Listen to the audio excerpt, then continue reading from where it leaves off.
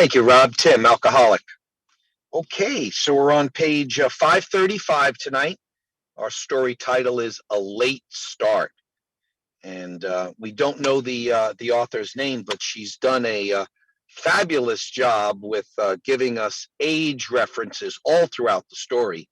And knowing that it's a fourth edition story, we can extrapolate a few things and get oriented chronologically pretty easily, actually. So another thing that we like to do is to kind of think about why this story would have been chosen above another one. And obviously, with the title, A Late Start refers to her age. She came into AA at age 69. She actually tells us that in the story. So that's great, because then that allows us to come up with her approximate date of sobriety. It's 1994. Another reason why, beyond the late start, that I think this story was chosen for, the way she develops a spiritual awakening that we see very clearly at the end of the story. So, age and her spiritual experience. Okay, let's go. It's been 10 years since I retired, 7 years since I joined AA. Now I can truly say that I am a grateful alcoholic. I am a 75-year-old alcoholic. For 55 of those 75 years, I led what is known as a normal middle-class life. Alcohol had as little part in it as candied yams. Nice when there, but unmissed when absent. The home in which I grew up included 2 loving parents, 1 older brother, a constant flow of house pets, riding horses, and friends who were welcomed. Discipline in our house was strict, but not out of line with the thinking prevalent during the first quarter of the 20th century. Certainly, I don't consider that I was in any way abused. I attended private school and later a Midwestern college. I married, had children, worked, experienced the pain of the death of my parents and of a child. Knew too the pleasure of real friends and financial success. I enjoyed horseback riding, swimming, tennis, and had quiet evenings filled with children, books, and friends. So she gives us a little more detail there, but even without the detail, we could have been able to figure out that she was born approximately 1926. What happened to me somewhere between the ages of 55 and 63? I have no idea. Was life too much? Did some latent gene suddenly take on a fierce life of its own? I don't know. What I do know is that at 65, I was a crawling, dirty maggot of a woman, willing to tarnish all I'd worked for and to desecrate every dear relationship I had. I know too that through a wonderful set of God-guided circumstances and people, I was led to the only possible course of behavior that will keep me sane, sober, constructive, and happy. I was 20 when I had my first drink, and although I liked the taste, I didn't like the way it made me feel. I didn't drink until I was in my early 30s and thought it made me seem cool and sophisticated. During these early years, a couple of drinks were enough, and I often nursed 1 scotch on the rocks for a full evening. When I was 35, my 12-year-old son was diagnosed with an incurable cancer, and within a few months, my husband demanded a divorce. For the following 5 years while my son lived, I seldom drank and never drank alone. Agony, fear, hurt, and exhaustion did not make me a drunk. Happiness opened that door much, much later. So I thought this was interesting in this paragraph where she, in the very beginning, where she says, when obviously her first drink is at age 20, I had my first drink, and although I liked the taste, I didn't like the way it made me feel. That's opposite of what we've heard other authors say in the big book, that they didn't dig the taste, but the effect was what they went after. And the other big thing that stuck out for me was the last sentence of that paragraph. Happiness opened that door much, much later. She's making the point that when her life was very challenging, that was when the time that the drink did not become a problem for her. She's referencing to later on in her story when it's in a much better state, that's where the alcoholism progresses. During my mid 40s, my interest in alcohol began to gain momentum. Although I had continued to work, I had otherwise isolated myself to care for my son and his younger sister, each of whom required a special dose of stability, love, and security. Soon after my son's death, I made a decided effort to re enter the adult world. My debut encouraged my drinking. It was not yet obsessive, but drinking became more and more a part of my daily life. I no longer entertained without serving cocktails and seldom attended gatherings where liquor wasn't provided. I always managed to find the post-activity drinking crowd, whether it was after dog obedience training or an oil painting class. During my late 40s, it was not unusual for me to have a drink alone in the evening, although there were still many days when I didn't drink at all. Any event was an occasion for excessive celebration, and there were increasingly frequent weekends when I drank myself to a hangover creating high. Nevertheless, it was during this period that I received a major job promotion. So now we're going into her happy state. We're already seeing her progression, but we're going to shift from the divorce, the death of her son, into more positive circumstances. I was 49 when my second husband and I were married. Years before, we had dated through high school and 2 years of college, but then were separated by World War II. Each of us had married elsewhere, divorced, and 30 years later, we met by chance.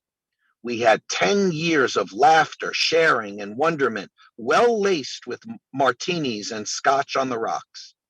By the time I was 60, anyone wise in the ways of alcoholism would have known I was in for big trouble.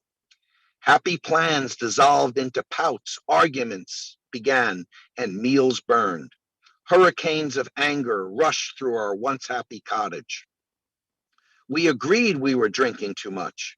We tried the switch technique, the time control schedule, the drink only on weekends ploy. Nothing worked. Between us, we were badly damaging our budget. My husband lost his job, and then for 2 harrowing years, I watched him die of alcoholism. But I learned nothing from his death, and my drinking escalated as I bottle fed my sorrow. So, a couple of things we can note there. When she references in the first line, I was 49, that would mean it's about 1975. And that then tells us that when she says that by the time I was 60, now we're up to 1985. My early 60s saw me drunk every night and more frequently calling in sick or for personal leave. Life was pure and unadulterated hell. At work, I was often shaking so badly that I hesitated to give dictation because I would have to sign the letters. I made every possible excuse to meet someone for a business luncheon so that I could have a drink or two. As my alcoholism accelerated, my absenteeism increased and my productivity diminished. I bounced checks, pawned silver, mourned, and I continued my drinking. Finally, on one cold winter day, I called Alcoholics Anonymous. And that evening, two ladies took me to a meeting. We had a 25-minute ride in the car, and I remember how good it was to talk about my fear and shakes, how kind they were without encouraging my self-pity. I remember being given a cup of coffee I could hardly handle and hearing impossible promises that would materialize if I would only make the impossible commitment. I did want to stop. The ladies suggested that I go to a women's meeting the next night, and I did. I had a drink first, of course, and when it came time to identify myself, I stated that my brain told me I was an alcoholic, but the rest of me didn't believe it. The next night it snowed, and I stayed home and drank. That was the end of my first try at AA. Some months later, I invited my daughter and son-in-law for dinner to celebrate her birthday. They found me sprawled across the living room floor, passed out cold. What a mournful birthday present. It took very little persuasion to convince me to go into the detoxification program at the local hospital. I knew I was in trouble. I was ashamed and heartbroken that I had caused her such hurt. 7 days in detox and 8 weeks of really good help from a psychologist, and I was dry, sober, and ready to face the world again. The doctor strongly suggested that I participate in the local AA program, but I would have none of it. I was cured. I needed no further help. A year and a half later, I retired. So we know she retired at age 65. I was enjoying my new freedom and gave myself permission to have a drink only when I was dining out. That worked so well that I made a new rule. I could have a cocktail before dinner and an after dinner drink. Then I made a rule that said I could serve alcohol to my friends in my home. That, of course, is the rule that sent me spinning right back down into fearful drunkenness. I was worse than before. My self-imposed hell was in my own home, unbathed, in the same nightclothes day after day, afraid of the phone, the doorbell, and the darkness. If the clock said 6, I wouldn't know whether it was morning or evening. Days ran into each other in an agonizing blur. I crawled to bed, drank when I came to, and sat shivering in fear of some unknown tragedy that I thought was about to descend on me. I remember wailing because I couldn't make coffee, sitting curled in a corner trying to sort out how I could commit suicide without making a mess. I might have tried, but I was afraid no one would find me before I started to stink. Once again, my daughter came to my rescue, and I checked into the detox program at the hospital. This time, I was there for 10 days. During that time, AA meetings were made available at the hospital. I was genuinely touched by the fact that they were led by a young man in a leg cast and on crutches, especially when I realized that he came as a volunteer. And twice before I left, I was given a leave of absent to attend local AA meetings. Others have stated that they eagerly embrace the AA program. Unlike them, I did not enter the rooms willingly, nor did I find myself immediately at home. However, I had no other option. There was no escape route that I had not tried, none that had not led to another failure. I was 69 years old. I had neither time nor health to waste. For 6 months, I didn't drink, attended meetings, and sometimes read the big book. I went to meetings exactly on time, sat quietly, and left as soon as the meeting closed. In no way was I part of the group. I was not impressed by the sayings and didn't really believe the messages I heard. Then one day I was called on to share, and I proceeded to explode. I announced that in no way was I a grateful alcoholic, that I hated my condition, that I did not enjoy the meetings, and that I did not leave the meeting refreshed. I found neither ease nor growth in the fellowship. My healing began with the arrogance of that statement. One of the women came to me after the meeting and told me I was about to go out. She offered to help me find a sponsor and led me to exactly the person I needed. This lady had 19 years of sobriety and, even more important, a wealth of experience in helping and guiding alcoholics through the steps of AA. By no means do I intend to imply that I leaped with pleasure into the program.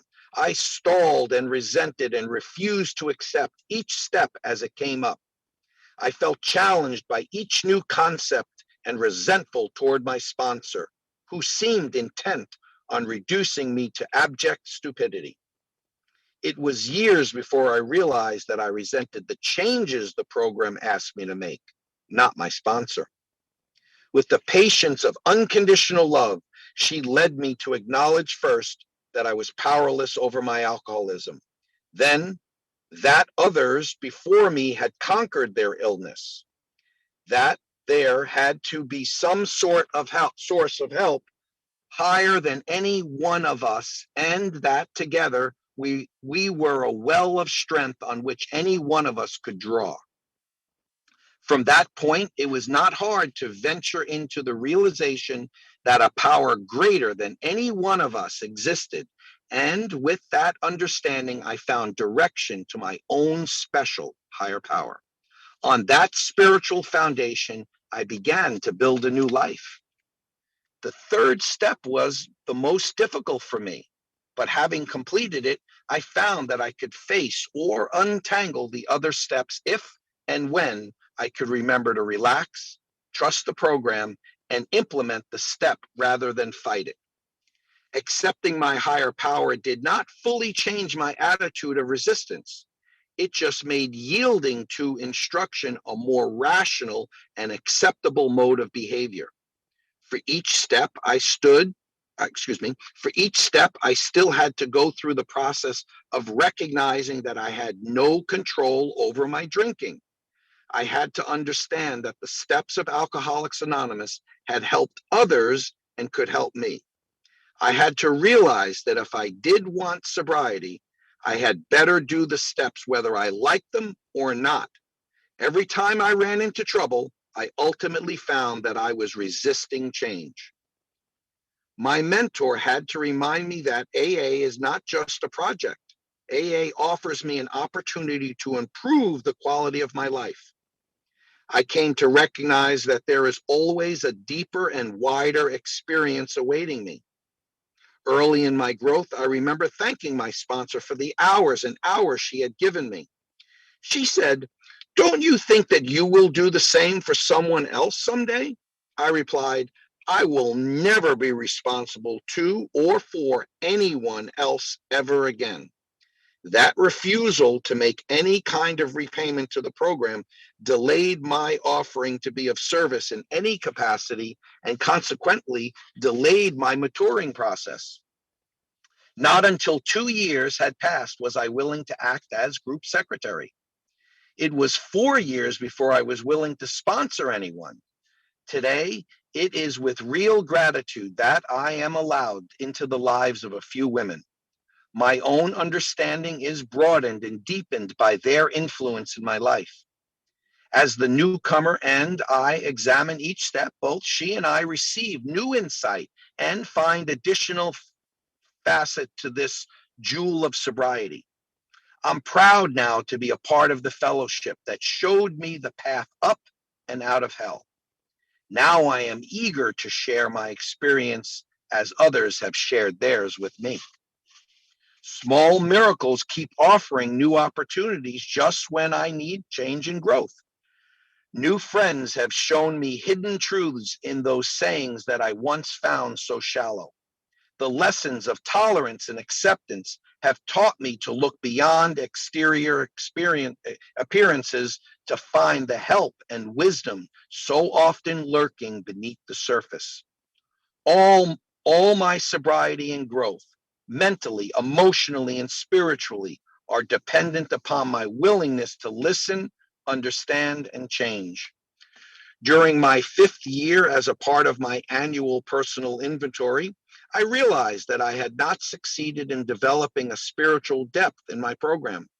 I had accepted what I was taught, but had not gone in search of the private growth that I saw in others. I watched for and found people who take the program with them as they live, work, and play in the real world.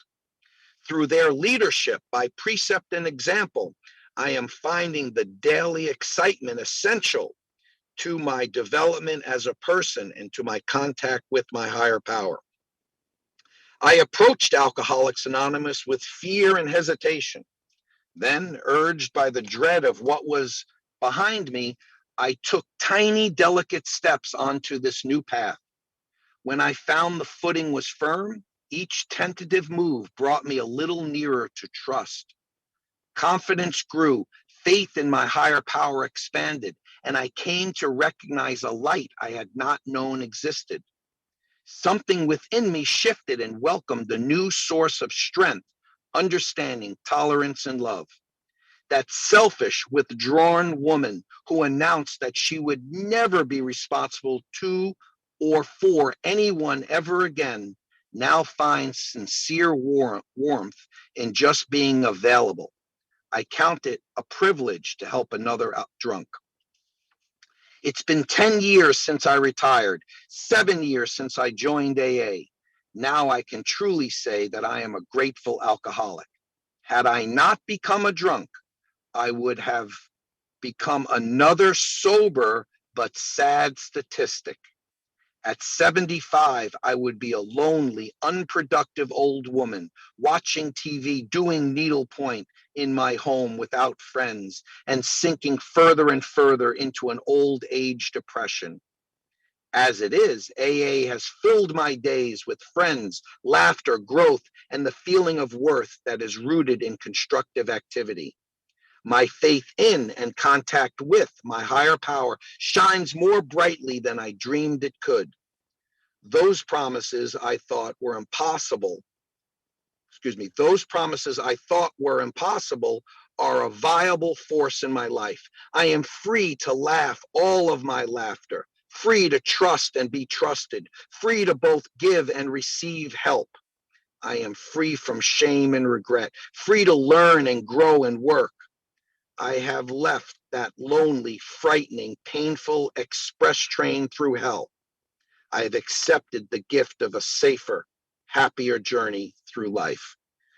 Yeah, I think those last two paragraphs were masterful in describing a spiritual experience, a spiritual awakening, and a psychic change ultimately.